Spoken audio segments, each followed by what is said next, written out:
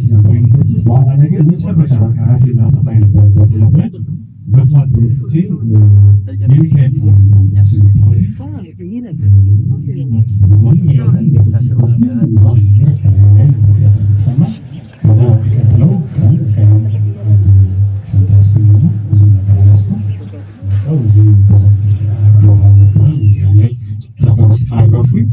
ከዛ በሁለተኛው በሶስተኛው ቀን በቃ እንደሆነ እንደሚታጠር ነገር ላይ ላይ ያስ ማጥፋት ነበር ሐሳብ ምንጭ ነው የተከፈተው ነገር የሚመጣው ገቢ የመጀመሪያው ሙሉ 5 ሳንቲም ሳላስቀር ወደ ለማስገባት ከዛ በኋላ ደግሞ ከዛው ስራ ላይ እና ከሌሎች ስራዎች ላይ በየወሩ ማሳታቸው ይጀምራል ካል እገባለሁ። አሁን ግን ለምንልኝ ለተደረገልኝ ያው እኔ ብዙ ሰው ያውቀዋል እኔ ጉዳይ ብዙ የኢትዮጵያ ሕዝብ እኔ ጉዳይ ላይ ተሯሯጧል። ብዙ ነገሮች በተለያየ መንገድ እና አሁን ምን ያደረኩት ለህንፃ ማሰሪያና ለአስራት የሚሆን 100,000 ብር አስገብቻለሁ።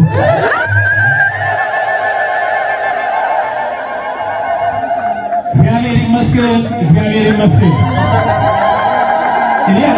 የፋና ላምሮቱ ቴዲ ከቀናት በፊት በጭንቀት መያዙንና ራሱን እስከ ማጥፋት እንደደረሰና ጸበል መግባቱን ከራሱ አንደበት በሚዲያ መናገሩ ይታወሳል።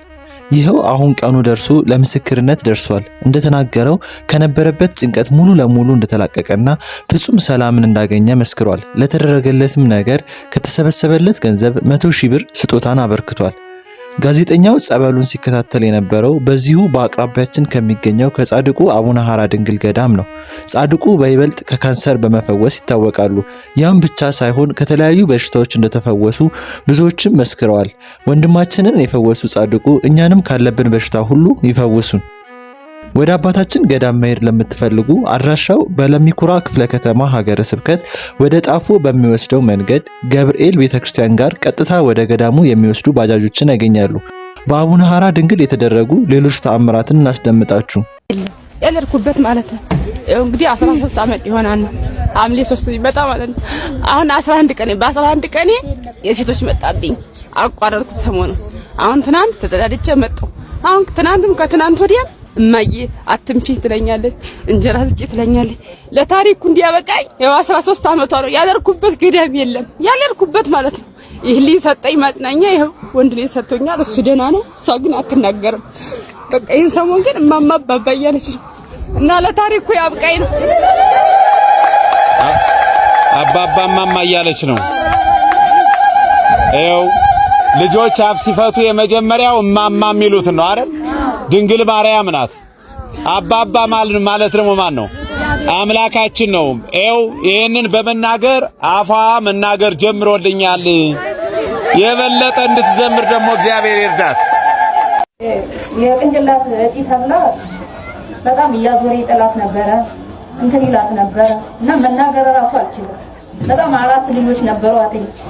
ሐኪም ቤት ስትሄድ 150,000 ብር ክፈሉና ኦፕሬሽን ተባለ። እዛ ባለየው እንዴት አይኔ እያየ አናቷን እንዴት እንትንላለው ሲል እኔ ነኝ ዝም ብዬ በድፍረት እየጠየቁ መጥቼ ከዚህ አሁን ሐራ ድንግል አለ ሲባል በእንትን ሲለቀቅ ሳይ መጣው። ከዛ ስመጣ እንደዚህ ተብሏል እስቲ ነይ ከዚህ ስላጥኝ እሺ ብላ መጣች። ከዛ እውነትም ጠበሉን ስትጠጣ ምን ስትል አሁን እግዚአብሔር ይመስገን እያዞረ የሚጥላትም ምን የሚላትም ፈውስ አግኝታ ለልጆቿ ተገናኝታ አሁን ተመስገን ብላ ይኸው ጤናው እንትን ብላልናለች እና 5,000 ብር ለስሙ መገለጫ 5,000 ብር ልካለች። እስኪ ልልበይ ነይ እስቲ እንደው ልልበይ እስቲ ልልበይ እስቲ እንደው በጣም የምትገርም እህት ናት። እንደው እንዴት አይነት እህት! እንደው እህቶቼ እናቶቼ ጠንካራ ያርጋችሁ፣ በተለይ በእምነታችሁ። እውነቴን ነው የምላችሁ። አሁን ይሄን 150,000 ብር ለመበደር ሩጫ ትሄዳለች እንጂ እንዲያው አሁን ወደ አቡነ ሐራ ድንግል እየሮጡ መጥቶ እህትን ከበሽታ ማዳን አያችሁ። ለወደ አባቷ መጣች። አቡነ ሐራ ድንግል ይስሙኝ፣ እህቴን ታደጉልኝ፣ ይግባይ ብዬ ነው የመጣሁት። የሆስፒታሎች ሁሉ ሪፈራል ሆስፒታል ካንሰሩን የሚያድኑ የሚጥላትን ይጣሉልኝ ብላ መጣች። ሰሟት። እህቷን የሚጥለው ጣሉላት። አቡነ ሐራ ድንግል ነፃ ወጧት። ይሄው ለምስክርነት በቃች፣ ለልጇ በቃች። እልል ብላችሁ አመስግኑ በማርያም። እግዚአብሔር የተመሰገነ ይሁን። እንኳንም ስለትሽ ደረሰ። ለሁላችንም ይድረሱላችሁ ብላችሁ አመስግኑ። እንደምን አደራችሁ፣ እንደምን ዋላችሁ። ምስክርነት ለመስጠት ነበረ። አንቀሳቅስ ነው ልጄ ክርስትና በተነሳች በሳምንቷ በጣም ታማብኝ ነበርና ወደ ሆስፒታል በወሰድኳት ጊዜ በሆዷ ስህተት ያላሉ እና ሰርጀሪ መሰራት አለባት። ከዛ በፊት ደግሞ በተደረገ ምርመራ እጩ ወደ ካንሰርነት ተቀይሯል። ስለዚህ ኬሞቴራፒ መውሰድ አለባት አሉ። የ3 ወር ሕፃን ነች፣ በጣም ትንሽ ነች። ኬሞቴራፒ በሷ እድሜ ደግሞ በጣም ከባድ ነው እና ሆስፒታል ገባን። ጥቁር አንበሳ የካንሰር ማዕከል ውስጥ እዛ ተኝታ 6ኛ ቀኗ ላይ ቲክቶክ ላይ አየሁኝና በዛ ስልክ ቁጥር ደውዬ አናገርኳቸው። እምነትና ጸበል ላኩልኝ እዛ። ከዛ እሱን አደረኩላት። ምርመራ የተደረገላት ነበር። ኬሞን አልጀመረችም። ከዛ ለ3 ቀን ተከታታይ በጣም ወደታች እያላት ነበረ። ከዛ ምርመራው ሲደረግ ካንሰሩ የለም።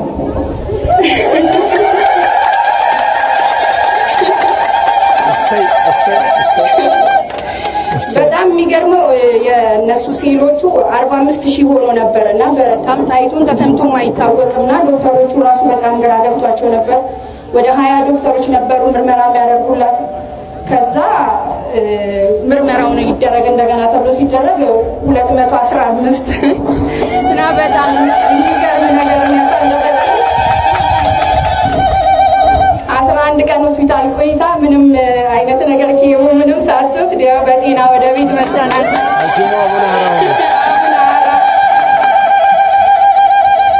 አቡነ ሐራ ድንግል ድንቅ ነገር አድርገውልናል። ማለት በቃ መናገር ከምችለው በላይ ያው ልጆች ያላችሁ ታውቃላችሁ። በዛን ልጅን ደግሞ እንደዚህ አይነት ቦታ ላይ አሳልፎ መስጠት ደግሞ ምን ያህል ከባድ እንደሆነም ታውቃላችሁ። እኛ እዛ በቆየንባቸው ጊዜያቶች ውስጥ በጣም በቃ ማለት የሚያሳዝን ነገር ነው ያሳለፍነው። የሚያሳዝን ነገር ነው ስናይ የነበረውና እቺ ልጅ እንዴት ተቋቋመዋለች ብዬ በጣም ይቸግረኝ ነበር። በየቀኑ ከጎን ሰው ሲሄድ ማየት ራሱ ከባድ ነው እና በቃ እነዛን ሁሉ ነገሮች አቡነ ሐራ ድንግል አሳልፈው ይኸው ለምስክርነት አብቅተውናል። 4 ወር ሆናት። ለ3ኛ ዙር ምርመራ ተደርጎላት ጨረሰች። ነፃ ናት። ምንም ነገር የለም።